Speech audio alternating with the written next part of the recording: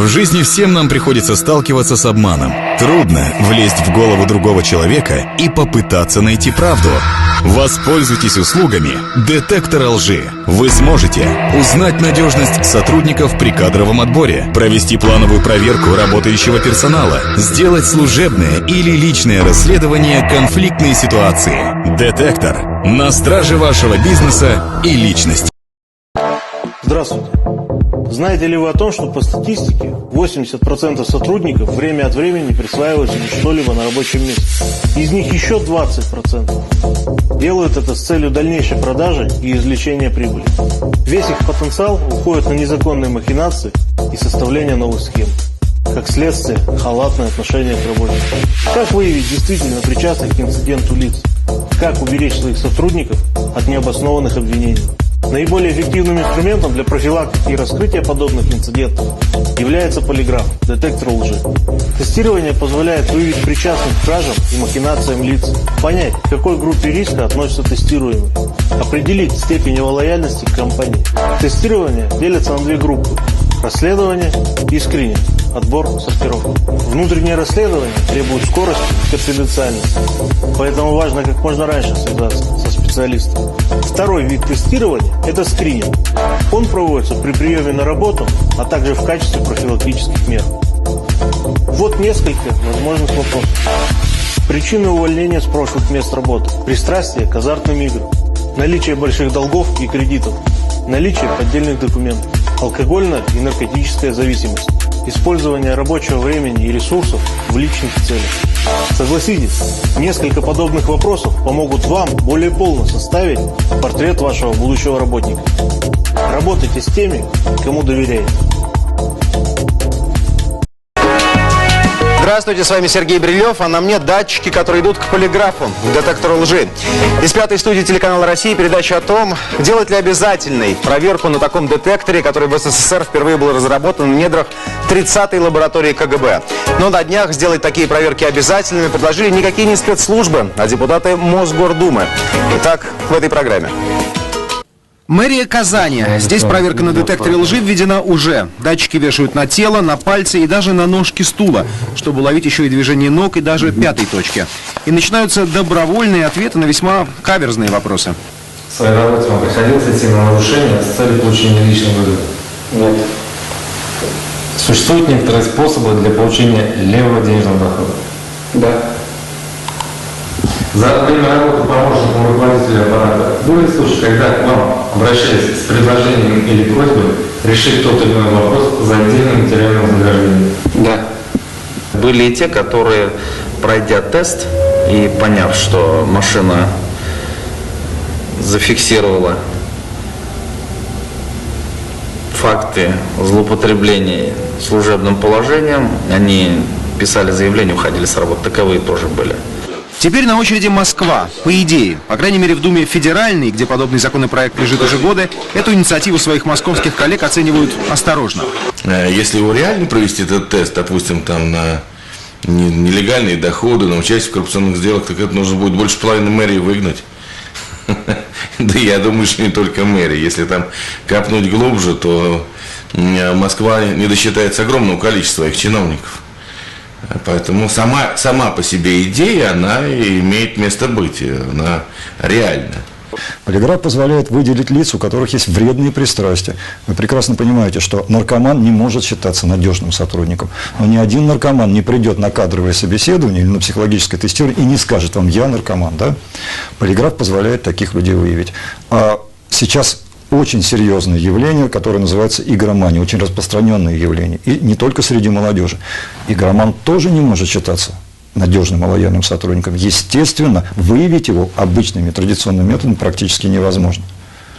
А полиграф позволяет это сделать уже на входе. В России такие проверки уже стали рутиной в органах МВД. Взять хотя бы Мурманск. Да я, в принципе, не против. Наверное, честному сотруднику нечего скрывать. Вот, Евгений Павлович, ничего я там не задел? Нет, нормально. Очень хорошо. Вот от моих рук, от датчиков это идет к вам туда на адаптер. Сенсорный блок, и потом через интерфейсный кабель на ноутбук. Евгений Павлович, как мы продемонстрируем работу этого полиграфа? Я предлагаю с помощью карточек, которые находятся в этом конверте, выберите любой конверт, посмотрите, не показывая мне, и потом я буду называть те фигуры, которые нарисованы на этих карточках, и на все отвечайте «нет», в том числе и на то, как ножка. Хорошо, давайте я тогда выберу. Конверт точно совершенно не маркированный. Я проверил это еще и до съемки. Ну, Павлович, отворачивайтесь тогда, я уже буду выбирать конверт. Конвертов берите, а мне один просто. Так, я беру конверт, вам остальные. А сам, в свою очередь, смотрю, что у меня там нарисовано. А в это время вы отворачиваетесь, естественно. Естественно, я не смотрю. Так, видно, да? Евгений Павлович не видит, что у меня тут в руках. Нет.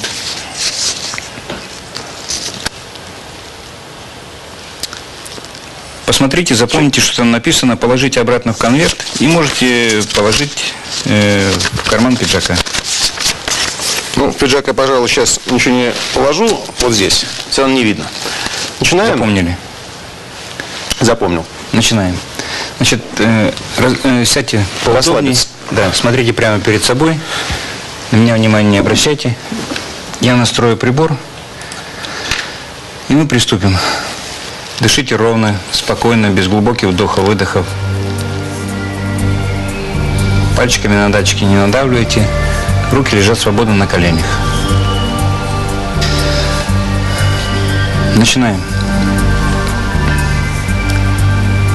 На карточке нарисован овал?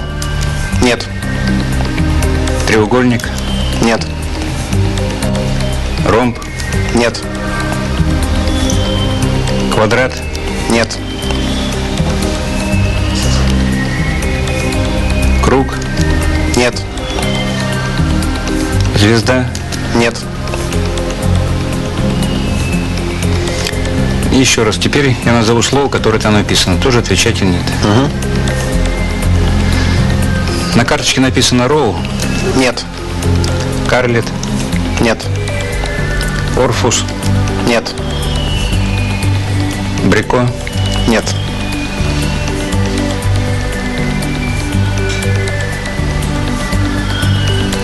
Фарсо. Нет.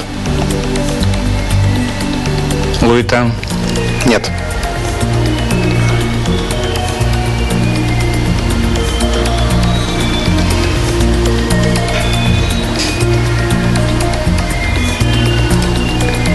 Ну, на этом закончим.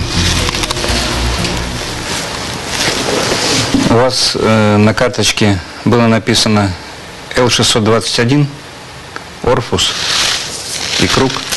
Слушай, я уж так переволновался, что сам забыл, но вообще вы правы. Да, так и есть.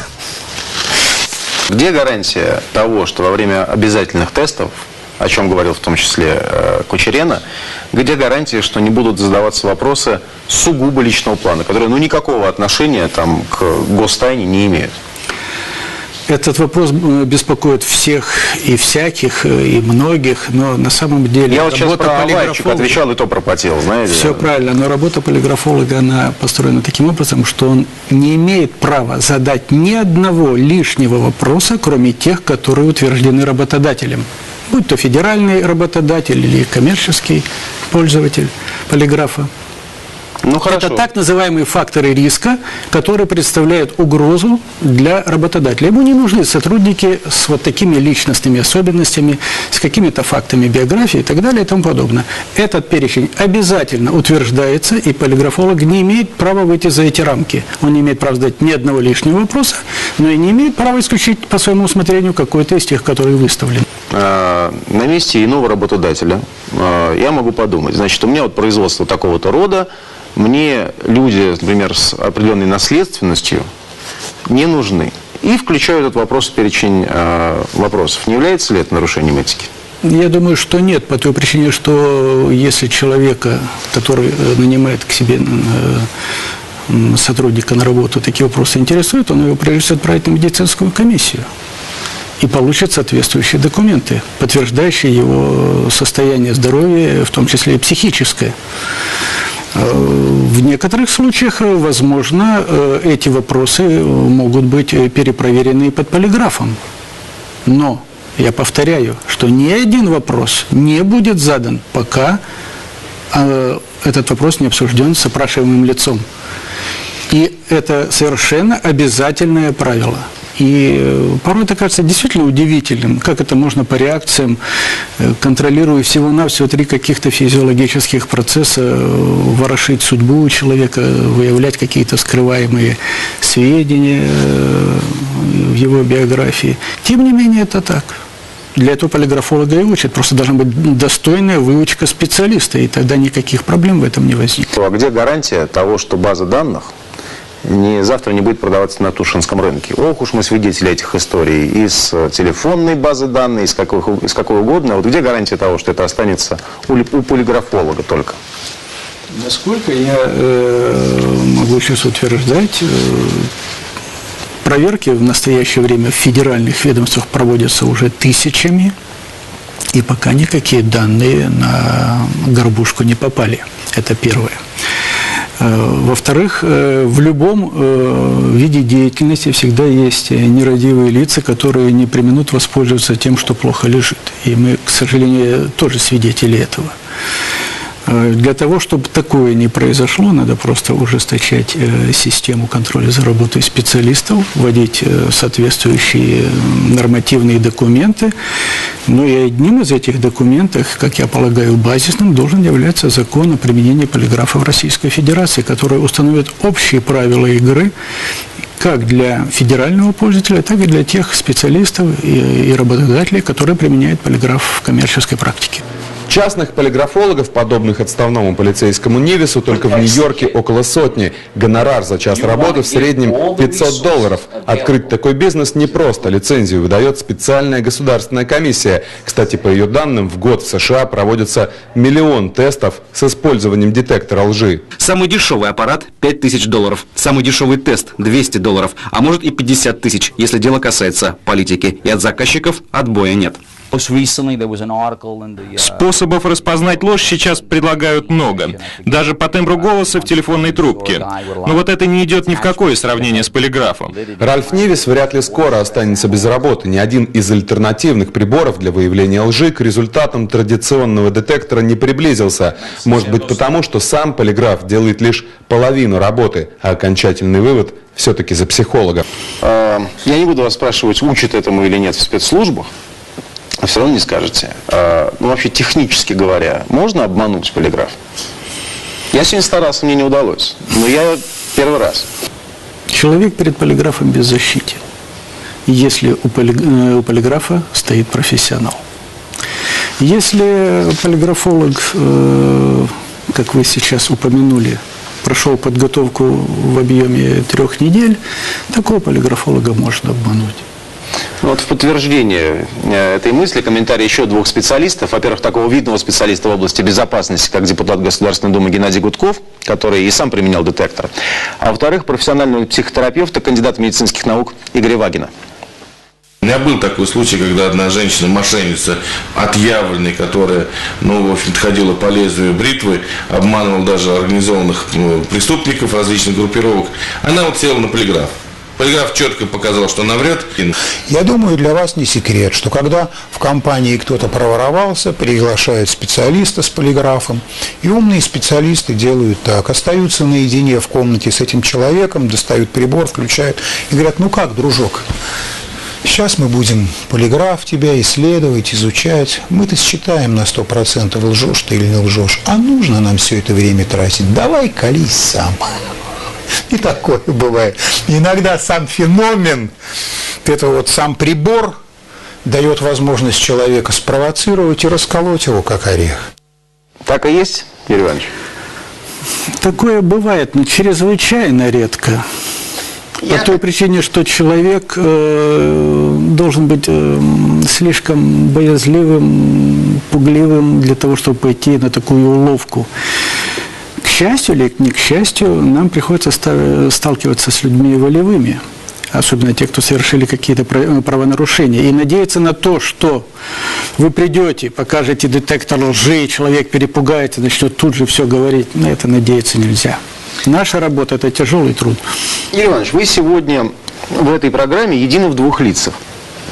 С одной стороны, вы ветеран спецслужб, от которого инстинктивно ожидаешь на 200% поддержки обязательного прохождения детектора лжи всеми и так далее. С другой стороны, в реальности, даже не с другой стороны, в реальности, вы, как никто из тех людей, с кем мы говорили при подготовке этой программы, осторожны в плане обязательного добровольного тестирования и так далее, и сопровождаете любое ваше слово не просто вкрадчивыми профессиональными, а очень серьезными оговорками. Если подвести общий философский итог нашей беседы, все-таки, вот что касается обязательного прохождения тестирования на детекторе лжи, на полиграфе гражданами, не сотрудниками спецслужб, не теми, кто вовлечены там в ядерные дела, гражданами, которые пришли устраиваться на работу. Я все понял про спецслужбы, я все понял про логику коммерческого сектора. Но поводом к нашей программе является предложение депутатов Мосгордумы, не самой стратегической организации земли русской, о введении обязательного тестирования на полиграфе для сотрудников, соискателей особо важных должностей. И все-таки, повторяю, Мосгордума – это не АЭС и не ФСБ. Вот там-то как быть? Инициатива Мосгордумы, по-моему, совершенно правильная. Идея возникла при проверке или подборе кадров мировых судей. Для меня было удивительно узнать, что, оказывается, для Москвы, для одного большого города, ежегодно требуется отбирать почти что 400 мировых судей. Это огромное число. И их надо отобрать. То есть надо проверить еще большее количество людей. И, естественно, вопросы коррупции, связи с преступностью и так далее и тому подобное, они не снимаются. Потому что этим людям вы даете право решать судьбы других людей, причем на законном основании.